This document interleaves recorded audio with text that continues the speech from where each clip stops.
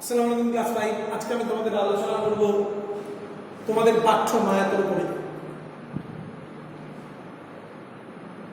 তোমরা জানো যে কোনো সাহিত্যের যে কোনো সংরূপের ক্ষেত্রেই হোক না কেন, সেটা কবিতা, প্রবন্ধ বা গল্পই যাই হোক না কেন, আমরা যিনি লিখেছেন তার জীবন পরিচিতি সম্পর্কে সংক্ষেপে আলোচনা করি। আজকের পাঠ্য মায়াতরু যে আলোচ্য বিষয় আমাদের, সেখানে আমি ব্যত্যয় ঘটবে না, আমরা আলোচনা করব।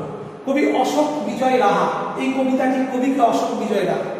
কবি অশোক বিজয় রাহা 1910 খ্রিস্টাব্দে বাংলাদেশের শ্রীহট্টে জন্মগ্রহণ করেন। ছিলেন কবি ও প্রাবন্ধিক। প্রকৃতির স্নিগ্ধতায় মুগ্ধ হয়ে তিনি অনেক সাহিত্য রচনা করেছিলেন। তার রচনার মূল বিষয় ছিল পাহাড়, নদী, অরণ্য, প্রকৃতি। অর্থাৎ প্রকৃতিকে তিনি খুব কাছ থেকে দেখেছিলেন। পাহাড়, নদী, অরণ্য, প্রকৃতি তার রচনায় বারে বারে প্রতিফলিত হয়েছে। তিনি বারে বারে প্রকৃতিকে আশ্রয় করে, পাহাড়, নদী, অরণ্য, প্রকৃতি এইসবকে আশ্রয় করে তার অনেক লেখাই তিনি লিখেছিলেন। তার উল্লেখযোগ্য গ্রন্থগুলির মধ্যে আমরা পাই ভানুমতির মাঠ, রক্ত সন্ধ্যা, রুদ্র বসন্ত, উড়ো চিচির ঝাঁক, জিহং নদীর বাঁকে ইত্যাদি। আমাদের পাঠ্য আলোচ্য বিষয় যেটি, এই মায়াতরু, এই কবিতাটি, এই কবিতার উৎস কি না ভানুমতির মাঠ। এই ভানুমতির মাঠ কাব্যগ্রন্থ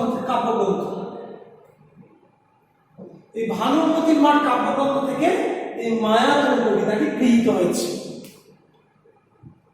আমরা প্রথমে জানব যে মায়াতরু মানে কি। মায়াতরু মানে কি? মায়াতরু মানে কি? মায়াবী গাছ, জাদু গাছ, যে গাছ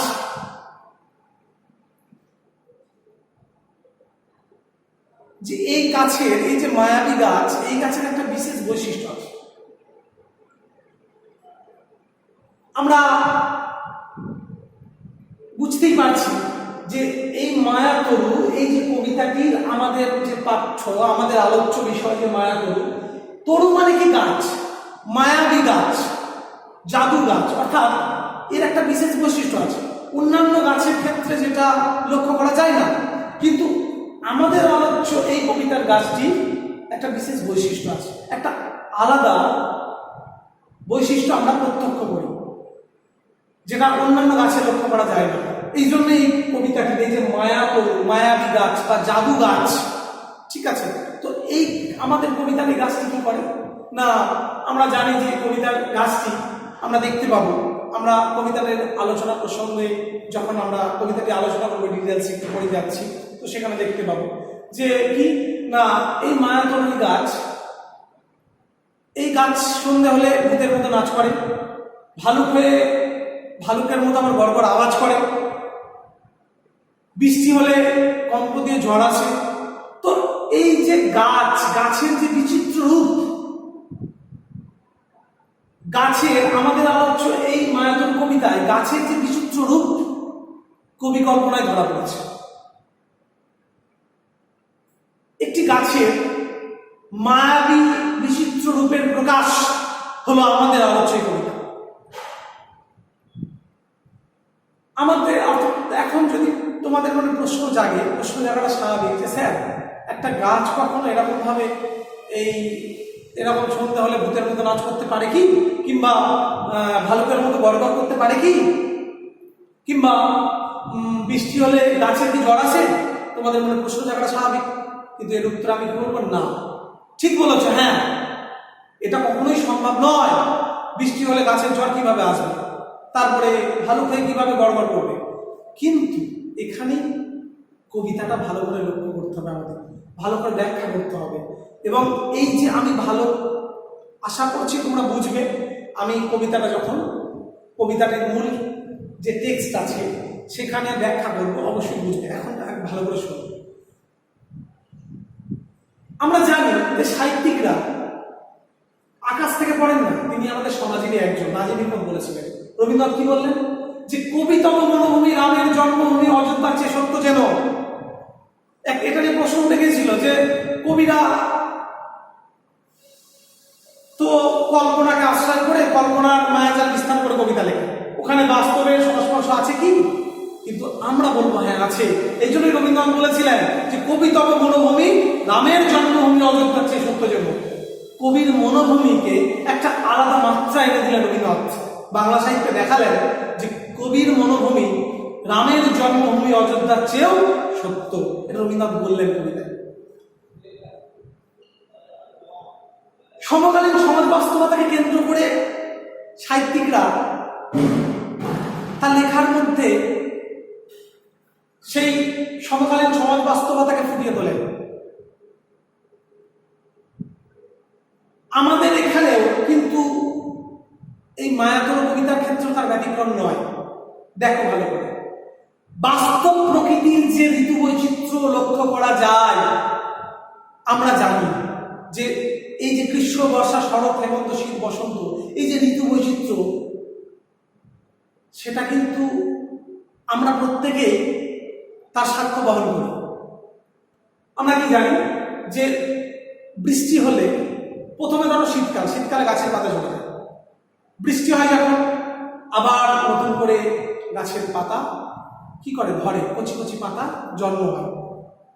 তারপরে যখন ঝড় দেয় গাছের শাখা পোশাখা ভেঙে যায় কিংবা গাছের গাছ ঘুরতে থাকে। তো এই যে প্রকৃতিকে আশ্রয় করে এক একটা প্রকৃতিকে মানে এক একটা প্রকৃতিতে গাছের যে ক্ষণে ক্ষণে রূপ বদলে যাওয়া, একটা ঋতুতে তার এক এক রকম চেহারা, এই ঋতুতে একরকম তো অন্য আর এক ঋতুতে একরকম। শীতকালে গাছের পাতা ঝরে যাচ্ছে, তো যখন বৃষ্টি হচ্ছে বর্ষাকালে নতুন পাতা গজাচ্ছে, কিংবা ধরো যখন গ্রীষ্মের সময় প্রচন্ড ঝড় হচ্ছে গাছের ডালপালা ভেঙে যাচ্ছে, গাছ ঘুরতে থাকছে।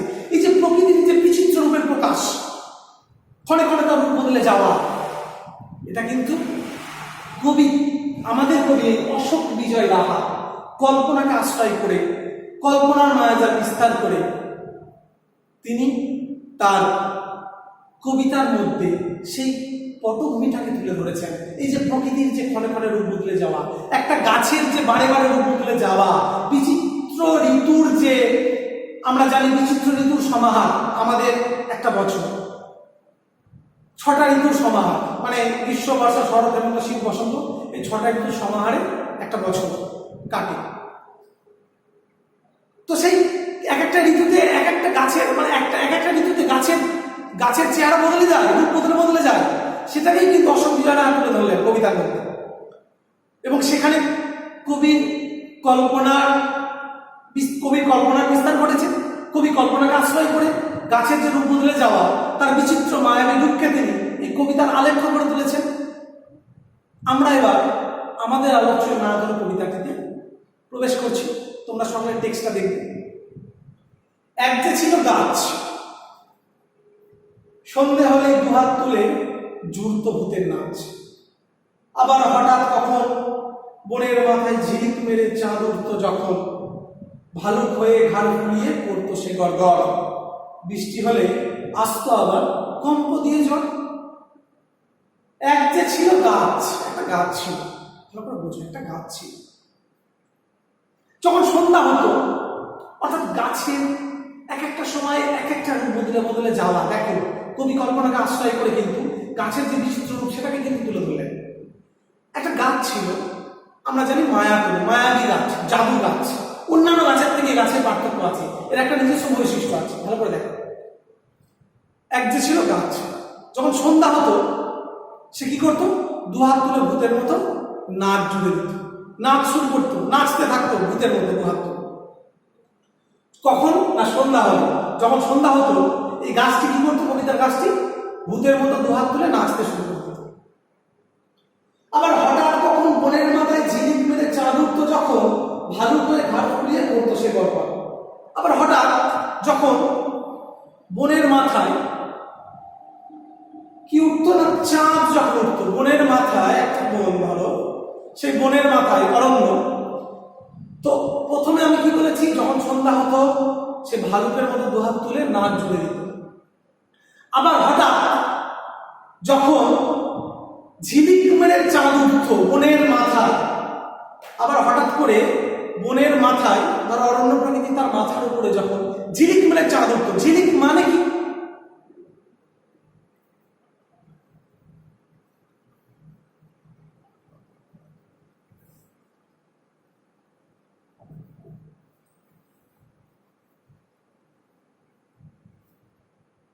ঝিলিক,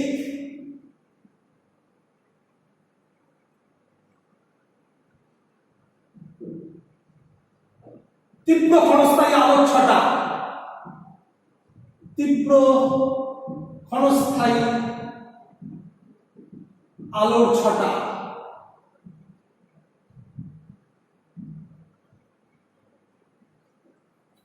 তীব্র ক্ষণস্থায়ী আলোর ছটা অর্থাৎ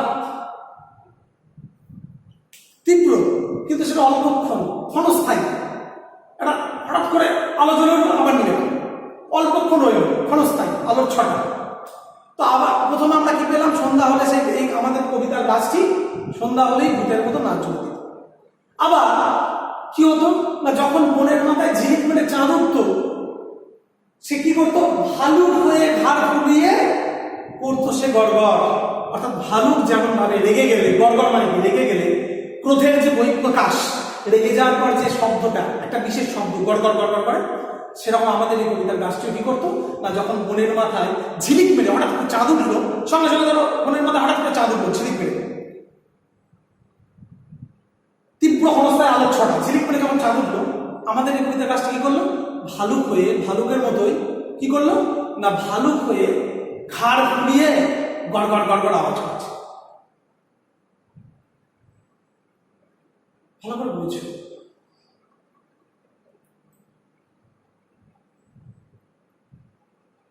যখন হাওয়া দেয়, যখন হাওয়া দেয়, একটা গাছকে দেখেছেন কবি, এবং সেই গাছটাকে তার কল্পনার মায়াজাল বিস্তার করে, কল্পনাকে আশ্রয় করে তিনি গাছের যে বিচিত্র রূপকে তিনি এই যে কল্পনার রঙে রাঙিয়ে এই কবিতাটিতে তিনি প্রতিফলিত করেছেন। প্রচন্ড হাওয়া দিচ্ছে, ধরো সন্ধ্যাবেলায় হাওয়া দেয়, তো প্রচন্ড হাওয়া দিচ্ছে, হাওয়া দিলে গাছ কি হয়, দুলতে থাকে। তো কবির মনে হয়েছে যে গাছটি ভূতের মতো দুহাত তুলে নাচ করছে। কবি কল্পনাকে আশ্রয় করেছে, একটা সন্ধ্যাবেলায় প্রচন্ড হাওয়া দিচ্ছে, গাছ কি হয় বলে আমরা জানি, গাছ তোলে। কবির মনে হচ্ছে না, ভূতের মতো দুহাত তুলে নাচছে। আবার যখন বনের মাথায় হঠাৎ করে ঝিলিক করে চাঁদ উঠল, তখন ভালুক হয়ে ঘাড় ফুলিয়ে গড়গড় করছে। অর্থাৎ এই যে ঝড় দিল, এই যে হাওয়া দিল, হাওয়া দেওয়ার ফলে বাতাসে লাগলো, গাছের পাতার উপর দিয়ে বাতাস যে বয়ে গেল, গাছের পাতার উপর দিয়ে তীব্র বেগে বাতাস বয়ে গেল, হাওয়া চলে গেল, বাতাস বা হাওয়া কোথায় চলে গেল না, গাছের পাতার উপর দিয়ে। এই যে বাতাস যে পাতার উপর দিয়ে যে বয়ে গেল, এর ফলে পাতা কি হয়, খড়খড় খড়খড় খড়খড় খড়খড় আওয়াজ হয় না? ঝড় দিলে আমরা জানি যে গাছের পাতা নড়ে, গাছ তো নড়ে, এটা কবির মনে হয়েছে ভূতের মতো নাচছে। আবার যখন সঙ্গে সঙ্গে গাছের পাতার উপর দিয়ে হাওয়াটা বয়ে গেল, বাতাস বয়ে গেল, বাতাস কি করে, পাতাকে নাড়িয়ে দেয় না, খড়খড় খড়খড় খড়খড় আওয়াজ হয়। তো সেটা কবির মনে হয়েছে যে ভালুকের মতো গড়গড় গড়গড় করে কি করছে, ডাক ছাড়ছে। অর্থাৎ ঘাড় ফুলিয়ে ভালুক হয়ে গড়গড় গড়গড় করছে। আসলে কি, আসলে যে হাওয়া দিয়েছে, গাছের পাতা নড়েছে, খড়খড় খড়খড় করে যে আওয়াজ, কবির কল্পনাতে ধরা দিয়েছে কি না, ওটা ভালুক হয়ে ভালুকের মতোই ঘাড় ফুলিয়ে গড়গড় গড়গড় করছে। তারপরে দেখো এই যে প্রকৃতির বিচিত্র রূপ, সেটাকে কিন্তু কবি তুলে ধরছে। তারপরে দেখো আসলে কিন্তু ভালুক হয়ে সত্যি সত্যি বাস্তবে ভালুক হয়ে গড়গড় করছে না। এটা কি না, ওই যে হাওয়াটা দিল, প্রথমে গাছটা দুলছে, কবির মনে হচ্ছে ভূতের মতো নাচছে। তারপরে গাছের পাতার উপর দিয়ে হাওয়া হয়ে গেল, পাতাটা কি খড়খড় খড়খড় আওয়াজ হয়। তো দেখবে তোমরা গাছের কাছে দাঁড়িয়ে থাকলে খড়খড় খড়খড় আওয়াজ হচ্ছে হাওয়া পাতার উপর। কবির মনে হচ্ছে না ভালুকের মতো খড়খড় খড়খড় গড়গড় গড়গড় গড়গড় করছে। অর্থাৎ ওই যে খড়খড় খড়খড় যে আওয়াজ, কবির কাছে কি দেখছে, গড়গড় আওয়াজ। ভালুক যেমন ভাবে তার ক্রোধের বহিঃপ্রকাশ ঘটায়, গাঢ় ফুলিয়ে গড়গড় গড়গড় করে, ঠিক তেমনি ভাবে গাছের পাতাগুলো যখন বাতাস চলে গেছে উপর দিয়ে খড়খড় খড়খড় আওয়াজ হয়েছে, কবির মনে হয়েছে যে ভালুকের মতোই ঘাড় ফুলিয়ে গাছটি কি করছে, গড়গড় গড়গড় করে আওয়াজ করছে, ক্ষোভের বহিঃপ্রকাশ ঘটাচ্ছে। এরপরে দেখো বৃষ্টি হলে আসতো আবার কম্প দিয়ে জল, এক পশলার শেষে আবার যখন চাঁদ উঠতো হেসে, কোথায় বাসে ভালুক গেল, কোথায় বাসে গাছ, মুকুট হয়ে ঝাঁক বেঁধেছে লক্ষ হীরার মাছ। এক পশলার শেষে, আচ্ছা তার আগে বলি, বৃষ্টি হলে আসতো আবার কম্প দিয়ে জল। যখন বৃষ্টি পড়ত তখন গাছটার, আমাদের এই আলোচ্য মায়াতুল এই গাছটির কি ঝড় আসতো। এখানেও ব্যাখ্যা করার প্রয়োজন আছে কি সেটা না, তোমাদের মনে প্রশ্ন এখানেও জানবে স্যার গাছের আমার ঝড় আসে না, নেই, এটা কবি কল্পনায় ধরা দিয়েছে। কেমন করে সেটা আমরা ব্যাখ্যা করবো। যখন বৃষ্টি হয়, বৃষ্টি যখন হয়ে যায় তারপরে হাওয়া দেয় তো, ঠান্ডা হাওয়া বইতো, সেই ঠান্ডা হাওয়ায় কি হয়, গাছ কাঁপতে থাকে তো, গাছের পাতা বা ডালপালা শাখা পোশাখা কি হয়, কাঁপে তো হাওয়া বয়ে যাওয়ার পর গাছের ডালপালা শাখা পোশাখা যে কাঁপছে, কবির কাছে মনে হয়েছে যে ওটা কি হয়েছে না, যেমন ভাবে কম্প দিয়ে জ্বর আসে, জ্বর এলে কি হয়, কাঁপছে, আমার জ্বর এসছে, ঠান্ডা লাগছে, ঠিক আছে, মানুষ তো কাঁপে, ঠিক তেমনি ভাবে ওই কবির মনে হচ্ছে গাছটিও ওই যে বৃষ্টি হওয়ার পরে যে হাওয়া দিয়েছে, ঠিক আছে, বৃষ্টি হয়ে গেছে অলরেডি, তারপরে যে হাওয়া দিয়েছে, গাছটি ডালপালা শাখা পোশাখা যে কাঁপছে, কবির কাছে মনে হয়েছে যে যেমন ভাবে জ্বর এলে কাঁপে, সাধারণভাবে মানুষজন হতে পারে বা যে কোনো জীব বা প্রাণী যারা জ্বর এলে কাঁপে, কম্পন অনুভূত হয়, ঠিক তেমনি গাছেরও যেন কম্পন অনুভূত হচ্ছে। অর্থাৎ বৃষ্টি হয়েছে, হাওয়া দিয়েছে, ডালপালাগুলো কাঁপছে, কবির কাছে মনে হয়েছে কি না, বৃষ্টি হলে কম্প দিয়ে আসতো জ্বর, অর্থাৎ এই যে তোমাদের বলেছে বৃষ্টি হলে আসতো আবার কম্প দিয়ে জ্বর, অর্থাৎ বৃষ্টি হয়ে গেছে, হাওয়া দিয়েছে, ডালপালা কেঁপেছে, কবির কাছে কি মনে হয়েছে, ডালপালা তারপরে শাখা পোশাখা কেঁপে গেছে, হাওয়া দিয়েছে, কবির কাছে মনে হয়েছে জ্বর এসেছে। এটা কবি কল্পনায় ধরা দিয়েছে, কল্পনাকে আশ্রয় করে গাছের যে বিচিত্র রূপ, মায়াবী রূপকে তিনি তার লেখনীর মধ্যে ফুটিয়ে তুলেছেন, এবং সেটাই আজকে আমাদের আলোচ্য বিষয়। তারপরে দেখো, এক পশলার শেষে আবার যখন চাঁদ উঠত হেসে, এক পশলার শেষে, পশলা মানে কি, একবারের বৃষ্টি,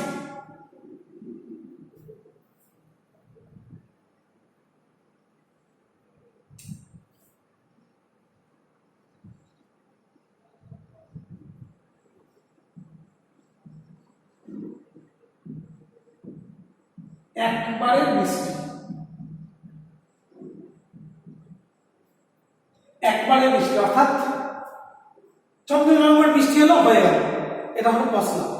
এই যে বৃষ্টি এলো তারপরে বৃষ্টি হয়ে গেল, ঠিক আছে, এই যে একবারের বৃষ্টি মানে একবারে প্রচন্ড বৃষ্টি হলো তারপরে থেমে গেল, বৃষ্টি পড়ছে প্রচুর তারপরে থেমে গেল, এটা হচ্ছে পশলা। তো এক পশলার শেষে যখন প্রচুর বৃষ্টি হলো তারপর থেমে গেল, সেটা হচ্ছে পশলা। তো এক পশলার শেষে আবার যখন চাঁদ উঠত হেসে, একবারে বৃষ্টি প্রচন্ড ভাবে, ধরো প্রচুর বর্ষণ হলো, বৃষ্টি হয়ে গেল, তারপর থেমে গেল, সেই বৃষ্টি হয়ে যাওয়ার পরে কি হলো না, আবার যখন চাঁদ উঠত হেসে, আবার যখন আকাশে চাঁদ হাসির সহিত, অর্থাৎ হাসি মিশ্রিত যে চাঁদ, সেটা যখন আকাশে উঠত, ঠিক আছে, যখন আকাশে চাঁদ উঠত হেসে, কোথায় বা সেই ভালুক গেল, কোথায় বা সেই গাছ, মুকুট হয়ে ঝাঁক বেঁধেছে লক্ষ্যহীরার গাছ।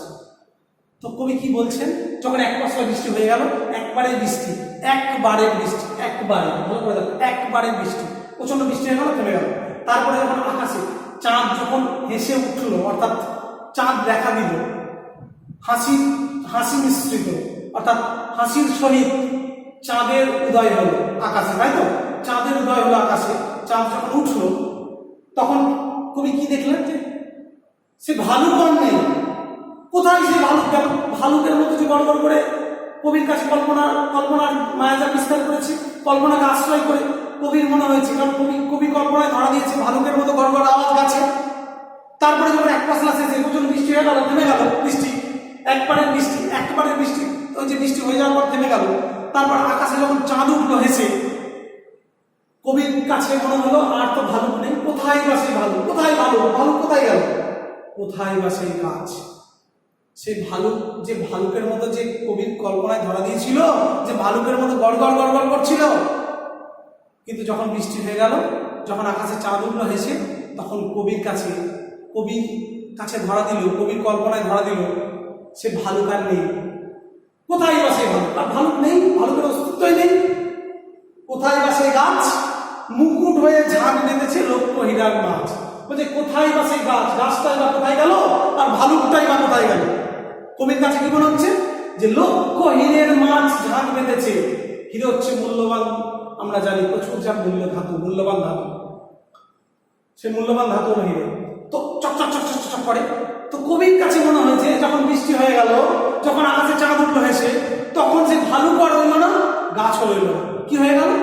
মুকুট হয়ে ঝাঁক বেঁধেছে লক্ষ হীরার মাছ। মুকুট মানে কি? শিরভূষণ, রাজারা পরে শিরভূষণ, অর্থাৎ রাজারা পরে। আমরা জানি একটা গাছ কি হয়, আমরা জানি প্রত্যেকেই গাছ কিভাবে থাকে। গাছের যে শীর্ষদেশ সব থেকে উঁচুতে থাকে, আর তার শাখা পোশাখা কি হয়? এরকম ভাবে নিচের দিকে থাকে, তাই তো?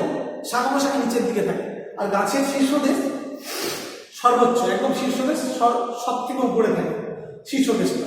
আর শাখা পোশাকগুলো এইভাবে, ডালপালাগুলো এইভাবে ঝাঁক হয়ে কি হয় না নিচের দিকে থাকে। তো কবির কাছে ওটা কল্পনায় ধরা দিল। কবির কাছে কি মনে হচ্ছে না, যখন বৃষ্টি হয়ে গেল তো বৃষ্টির ফোঁটা গাছের পাতার উপর পড়ে, তাই তো?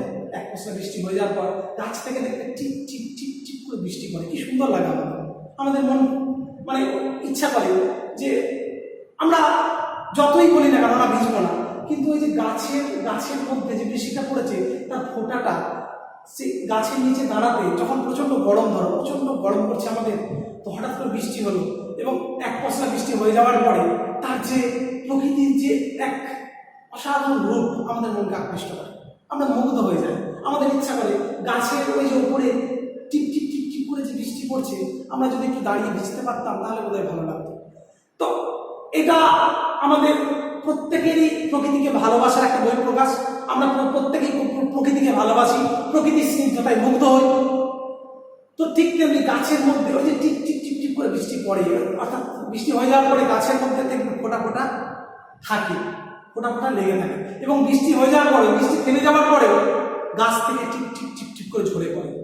আর গাছের পাতার উপরে যে টিপ টিপ বৃষ্টির ফোঁটা যে লেগে থাকে, সেটা কবির কাছে মনে হয়েছে যে লক্ষ হীরের মাছ, চকচক চকচক করে যেমন হিরে, ঠিক তেমনি ভাবে লক্ষ হীরের যেন মাছ, কবির কল্পনায় ধরা দিচ্ছে যে লক্ষ হীরের মাছ যেন ঝাঁক বেঁধেছে গাছে। কোথায়? সে ভালুকার নেই, সেটা সেই যে মায়াবিময় গাছ, সে ভালুকের মতো গড়গড় করছে, সে গাছ আর নেই। এখন মনে হচ্ছে গাছের শীর্ষদেশ, অর্থাৎ আমরা জানি রাজার মস্তকে মুকুট পরিহিত হয়, রাজা মুকুট পরে, তো গাছের শীর্ষদেশ কিন্তু মুকুটের মতো একদম উপরে থাকে, আর তার নিচের দিকে এইভাবে, আর তার নিচের দিকে থাকে কি এইভাবে যে মুকুট, তার নিচের দিকে থাকে ডালপালাগুলো গাছে। তো ওই যে ডালপালাগুলোতে বৃষ্টির যে ফোঁটা পড়েছে এবং তার যে রূপটা বদলে গেছে, ঠিক আছে, সৌন্দর্য বৃদ্ধি পেয়েছে গাছের, সেটা কবির কাছে কি মনে হচ্ছে? যেন লক্ষ হীরের মাছ ঝাঁক বেঁধেছে। তারপরে দেখো, ভোরবেলাকার আচ্ছায়াতে কাণ্ড হতো কি যে ভেবে পাইনি নিজে। সকাল হলো যে একটিও মাছ নেই, কেবল দেখে পড়ে আছে ঝিকির মিকির আলো, রূপালি এক ঝালক। ভোরবেলার আচ্ছায়াতে কাণ্ড হতো কি যে ভেবে পাইনি নিজে। অর্থাৎ ভোরবেলাকার আচ্ছায়াতে, ওই যে আবছায়া মানে কি? অস্পষ্ট আলো। তো ভোরবেলাকার যে অস্পষ্ট রূপের বহিঃপ্রকাশ গাছের মধ্যে কবি প্রত্যক্ষ করেছেন, এবং কবি ভেবে পাচ্ছেন না যেটা কি হচ্ছে। ভোরবেলার অস্পষ্ট আবছায়া আলোতে গাছটাকে কবি কিভাবে যেভাবে দেখছেন, কবির কাছে যেভাবে ধরা দিয়েছে, কবি ভাব নিজেই ভেবে পাচ্ছেন যে কি হচ্ছে। তারপরে কি হবে না, ভোরবেলাকার আবছায়াতে কাণ্ড হতো কি যে ভেবে পায় না নিজে। অর্থাৎ ভোরবেলাকার আবছায়াতে অস্পষ্ট আলোতে গাছের যে রূপ বদলে যাচ্ছে কিভাবে এবং কেমন, কত যে বিচিত্র রূপের বহিঃপ্রকাশ, কত যে বিচিত্র রূপ কবি প্রত্যক্ষ করছেন, সেটা কবি নিজেই ভেবে পাচ্ছেন না। কবি বিস্ময় অভিভূত, চমৎকৃত, কবি নিজেই ভেবে পাচ্ছেন না যেটা কি হচ্ছে। ভোরবেলাকার আবছায়াতে অস্পষ্ট আলোতে কবি ভেবে পাচ্ছেন না যে গাছ কিভাবে তার এই বিচিত্র রূপের প্রকাশ করছে, কিভাবে গাছ কি করছে, কবি নিজেই ভেবে পাচ্ছেন না। তারপরে দেখো, ভেবে পায় না নিজে। সকাল হলো যে একটিও মাছ নেই, কেবল দেখি পড়ে আছে ঝিকির মিকির আলো, রূপালি এক ঝালক।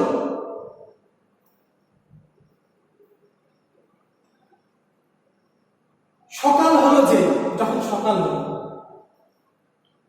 সকাল হলো কবি দেখলেন আর একটা মাছ হলে, কবির কাছে একটু আগে ধরা দিয়েছিল যে লক্ষ হীরের মাছ যেন ঝাঁক বেঁধেছে। বৃষ্টির ফোঁটাগুলোর গাছের পাতায় যে লেগে থাকা, তার ফলে যে সৌন্দর্য বৃদ্ধি পেয়েছে গাছের, সেটা কবি কল্পনায় ধরা দিয়েছে লক্ষ হীরের মাছ যেন ঝাঁক বেঁধেছে। ঝলমল ঝলমল করছে। কিন্তু যেই সকাল হলো, ভোরবেলাকার অস্পষ্ট আলোতে কবি ভেবে পাচ্ছেন না গাছের রূপের যে বহিঃপ্রকাশ, যে বিচিত্র রূপ, সেটা কিন্তু ভোরবেলার অস্পষ্ট আলোতে কবি নিজেই ভেবে পাচ্ছেন না। কিন্তু যেই সকাল হলো, কবি তো ভেবে পাচ্ছেন না ভোরবেলার অস্পষ্ট আলোতে গাছের যে বিচিত্র মায়াবী রূপটাকে, কি হতে চলেছে গাছের, গাছ কি করছে, কবি নিজেই বিস্ময় রূপিত, কবি নিজেই ভেবে পাচ্ছেন না। কিন্তু যেই সকাল হলো, কি হলো, একটিও মাছ নেই। সকাল যে হলো, যা একটা মাছও নেই, কেবল দেখি পড়ে আছে ঝিকির মিকির আলো রূপালী এক ঝালক। কবির কি মনে হচ্ছে, না আর একটা মাছও তো নেই, সকাল যে হলো, মনে হচ্ছে না মাছের মতো আর লাগছে না। এবার কি মনে হচ্ছে, কবির কল্পনা এবার কি ভাবে ধরা দিচ্ছে, যে কেবল দেখি পড়ে আছে ঝিকির মিকির আলো রূপালী এক ঝালক। ঝিকির মিকির আলো, ঝিকির মিকির যে আলো, রূপালী এক ঝালক। রূপালী মানে কি, রূপোর আভা বিশিষ্ট। রূপোর, আমরা রূপোর বর্ণটা দেখেছি, রূপালী যে রূপোর আভা বিশিষ্ট যে রূপ, সেটা ধরা দিয়েছে কবির চোখে। কি সেটা, না কেবল দেখি পড়ে আছে, যে সকাল হলো, মনে হচ্ছে রূপার ঝিকির মিকির আলো রূপালী এক ঝালক, একটা ঝালক চলছে। ঝালক কি, যা ঝলমল করে, ঝলমল করে ঝুলতে থাকে, যা, তাই তো, তাকে তো ঝালক বলে। ঝলমল করে মানে যে ঝলমল ঝলমল করে ঝুলতে থাকে যেটা, সেটাই তো ঝালক। তো কবির কাছে মনে হচ্ছে যে সকাল হলো, ঝিকির মিকির আলো রূপোর আভা বিশিষ্ট, রূপালী অর্থাৎ রূপোর যে বর্ণটা হয়, সেই রূপোর বর্ণের আভা বিশিষ্ট এক ঝালক। আমরা জানি ঝালক হচ্ছে ঝিলমিল ঝিলমিল করে, এবং যেটা ঝলমল ঝলমল অর্থাৎ ঝলমল ঝলমল করে যেটা ঝুলতে থাকে, সেটা যেন কবির চোখে ধরা দিল। অর্থাৎ সেই সকাল হলো, যা রূপের মাছও নেই, কবির মনে হলো কি রূপালী এক ঝালক, রূপোর যে বর্ণের আভা বিশিষ্ট ঝলমল করে ঝুলতে থাকে যে ঝালক, সেটা যেন ঝুলছে, কবির কল্পনায় ধরা দিচ্ছে, সেটা যেন ঝুলছে। আসলে ব্যাপারটা কি, আসলে ব্যাপারটা এবার ব্যাখ্যাটা শুনতে হবে। সকাল হলো,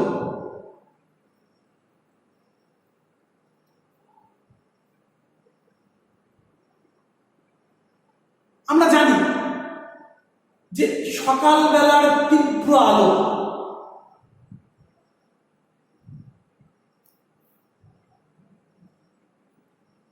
সকালবেলার তীব্র আলো, সে তীব্র আলো গাছের যে ভিতর থেকে পড়েছে নিচে, আর কি না গাছের পাতার উপরেও আলোটা পড়ে, তাই তো।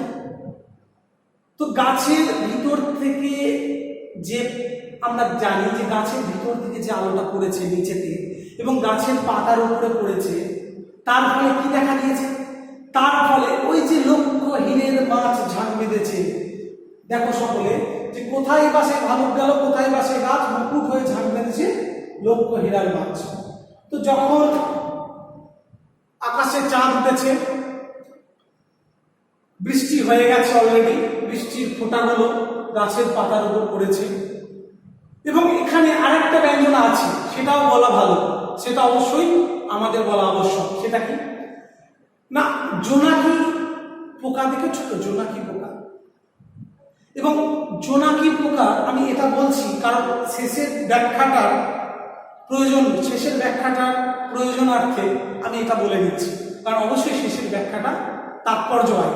ভালো করে দেখো, জোনাকি পোকা দেখেছো তো, জোনাকি পোকার যে আলো জ্বলে, সেই জোনাকি পোকার আলো রাত্রে কেমন হয়। প্রথমে হচ্ছে বৃষ্টির ফোঁটা গাছের উপর পড়েছে, দিয়ে গাছের সৌন্দর্য বৃদ্ধি হয়েছে। আর একটা ব্যঞ্জনা কি, যে জোনাকি পোকার আলো এক পশলা বৃষ্টি হয়ে যাওয়ার পর, বৃষ্টি থামার পরে রাত্রে দেখবে জোনাকি পোকার আলো জ্বলে, জোনাকি আলো জ্বালায়, এবং জোনাকির চারিদিকে যে আলো জ্বলছে, ঝলমল ঝলমল ঝলমল করতে থাকে গাছ, তার সঙ্গে সঙ্গে বৃষ্টির ফোঁটা, সে আলোটা যেন তার মাধুর্য একটা অন্যরকম, তার সৌন্দর্য আমাদের মনকে সবচেয়ে আকৃষ্ট করে, আমরা মুগ্ধ হয়ে যাই। সে জোনাকির আলোর সঙ্গে বৃষ্টির ফোঁটার যে একটা মিশ্রণ, বৃষ্টির ফোঁটা পড়েছে, গাছে লেগে আছে, তার সৌন্দর্য বৃদ্ধি হয়েছে, তার সঙ্গে সঙ্গে জোনাকি পোকার আলো ঝলমল ঝলমল করছে। কবির কাছে এই ব্যঞ্জনাটাও বলা ভালো, এই ব্যঞ্জনাটাও বলতে হবে। কবির কাছে কি মনে হচ্ছে না, লক্ষ হীরের ঝাঁক বেঁধেছে, লক্ষ হীরের মাছ, এক লক্ষ হীরার মাছ, হীরে যেমন ঝলমল ঝলমল করতে থাকে, ঠিক তেমনি বৃষ্টির ফোঁটা যে গাছের পাতার উপর পড়েছে তার যে সৌন্দর্য এবং জোনাকি পোকার আলো যে জল করছে রাত্রে তার সঙ্গে মিশে গিয়ে একটা অসাধারণ সৌন্দর্য বৃদ্ধি করেছে। এবং সেটা কবির কল্পনায় ধরা পড়েছে কি, যে লক্ষ হীরের মাছ যেন গাছের মধ্যে ঝাঁক দিতেছে। এবার শেষ ব্যাখ্যাটা শুনে, এটা বলা ভালো, এটা বললাম, শেষ ব্যাখ্যাটার প্রয়োজন আছে। শেষ ব্যাখ্যাটা দেখো, যে সকাল হলো, যে ভোরবেলার অস্পষ্ট আবছায়াতে কবি ভেবে পাচ্ছেন না গাছ কি করছে, গাছের বহিঃপ্রকাশ, বিচিত্র রূপের প্রকাশ, কবি নিজেই তা দেখে বিস্ময়ে অভিভূত, অবাক হয়ে গেছে। কিন্তু যেই সকাল হলো, কি মনে হচ্ছে, যে কেবল দেখে পড়ে আছে ঝিকিরমিকির আলো রূপালী এক ঝালর। অর্থাৎ মনে হচ্ছে কি, যে ঝিকিরমিকির আলো রূপালী এক ঝালর পড়ে আছে, ঝলমল করতে থাকে যেমন একটা। তো আমি যেটা বললাম, যে রাত্রে ধরো বৃষ্টি হয়েছে, বৃষ্টির ফোঁটা লেগে আছে, গাছের সৌন্দর্য বৃদ্ধি হয়েছে, কারণ জোনাকি পোকার যে আলো, আমরা বৃষ্টির ফোঁটা তো গাছে লেগে আছে, তার সৌন্দর্য বৃদ্ধি পেয়েছে, গাছের পাতার উপর লেগে আছে, আর তার জোনাকির যে আলো ঝলমল করছে, ঠিক আছে, তার ফলে তার যে মায়াবী রূপ, একটা অসাধারণ রূপ প্রকাশ পাচ্ছে, যেটা কবির কল্পনায় ধরা দিচ্ছে লক্ষ হীরার মাছ। কিন্তু যেই সকাল হলো, ভোরবেলাতে তো কবি বুঝতে পারছেন না কি হচ্ছে, অস্পষ্ট আবছায়াতে ভালো দেখতে পাচ্ছেন না, বুঝতে পারছেন না যে গাছ বিচিত্র মায়াবী রূপের প্রকাশ কিভাবে, গাছ কিভাবে কি করছে, এখন কবি এটা বুঝতে পারছেন না, ভেবেই পাচ্ছেন না। কবির কল্পনাতে ভোরবেলার অস্পষ্ট আবছায়া আলোতে কবির কল্পনায় সে রূপটা ধরা দেয়নি, কবি নিজেই ভেবে পাচ্ছেন না বলে আমাদের জানিয়েছেন যে ভেবে পাচ্ছি না কি হচ্ছে ভোরবেলার অস্পষ্ট আবছায়া আলোতে, কিন্তু অস্পষ্ট আলোতে ভোরবেলা। কিন্তু যে সকালবেলা হলো, কবি দেখেছেন বাপরে, এ তো রূপালী এক ঝালর ঝুলছে, রূপোর বর্ণের আলো বিশিষ্ট, ঝলমল করতে থাকে এমন ঝালর মানে কি, যা ঝলমল করতে থাকে এমন যেটা ঝোলে, তাই তো, আমি আর দিচ্ছি না, ঝলমল করতে থাকে এমন যা ঝোলে, তো সেরকম ঝুলছে। তো কবির কি মনে হলো, যে রাত হলো, জোনাকি পোকার আলো গাছটাকে, যে গাছের সৌন্দর্য বৃদ্ধি করলো বৃষ্টির ফোঁটার সঙ্গে মিশ্রিত হয়ে, সকালবেলায় মনে হচ্ছে একটা ঝালর ঝুলছে। এর মানে কি, ওই যে গাছের তীব্র আলো, রাতের যে জোনাকির আলো, ব্যাখ্যাটা এখানে এই জন্যই আমি বলে দিলাম, কারণ কি, রাতের যে জোনাকির আলো, সেটা দিনের বেলার তীব্র আলোতে, সেই জোনাকির আলো যদি গাছে, সেই জোনাকির আলো কিন্তু লক্ষ্য করা যায় না, গাছে জোনাকি পোকা থাকলেও রাতে যে সুন্দর বৃদ্ধি করে, জোনাকি যে জল করে জ্বলতে থাকে, কিন্তু যখন সকাল হয় তার তীব্র আলোতে সেই জোনাকি পোকার আলো ম্লান হয়ে যায়, আর দেখা যায় না, আস্তে আস্তে জোনাকি পোকার আলো আর আলো বলেই মনে হয় না। তখন আমাদের চোখে সূর্যের আলোটাই বেশি প্রখর থাকে, বেশি তীব্র থাকে, জোনাকির আলো সেটা অনেকটা ম্লান হয়ে যায়, তাই তো। তো সেই জোনাকি গাছে থাকলেও তার আলোটা স্পষ্ট হয়ে ওঠে। তো তারপরে কি হয়, প্রখর সূর্যের রোদ পড়ে গাছের ফাঁক দিয়ে, নিচের উপর পড়েছে, আর গাছের পাতার উপর কি করে, রোদটা পড়েছে। তো গাছের পাতার উপর যখন রোদটা পড়ে, আর গাছের ফাঁক, গাছের যে একদম যে ফাঁকটা আছে, গাছের ফাঁক দিয়ে রোদটা পড়েছে নিচে, আর গাছের পাতার উপর রোদটা পড়েছে, দুটো ভালো করে বোঝো। একটা গাছের ভিতর দিয়ে ফাঁক দিয়ে নিচের দিকে রোদটা পড়েছে, আর একটা গাছের পাতা, তার উপরে রোদটা পড়লো। যেখানে গাছের পাতার উপর রোদটা পড়লো, সেই পাতার ছায়া গাছের নিচে দেখা দেবে, কারণ আমরা গাছের ছায়ার নিচে আশ্রয় নিই। কিসের ছায়া বাবা, ওই যে রোদটা পড়েছে গাছের পাতার উপর, তার ফলে তো ছায়া হয়েছে। তো একদিকে আলো, কল্পনা করো ভালো করে, যে গাছের ফাঁক দিয়ে পড়েছে, সোজা আলো দেখা যাচ্ছে নিচে, আর একটা গাছের পাতার উপর পড়েছে, তার ছায়াটা নিচে পড়েছে। এই যে আলো আর ছায়া যে অস্পষ্ট খেলা, সেটা কবির কল্পনায় ধরা দিল কি, রূপালী এক ঝালর, রূপোর বর্ণের আভা বিশিষ্ট, যা ঝলমল করে ঝুলতে থাকে, এরকম একটা জিনিস, যে রূপালী এক ঝালর, ঝলমল করে যেন কবির কল্পনায় ধরা দিচ্ছে কি, কবির কল্পনায় ধরা দিয়েছে যে রূপালী এক ঝালর, অর্থাৎ ওই যে ঝলমল করে ঝুলতে থাকছে।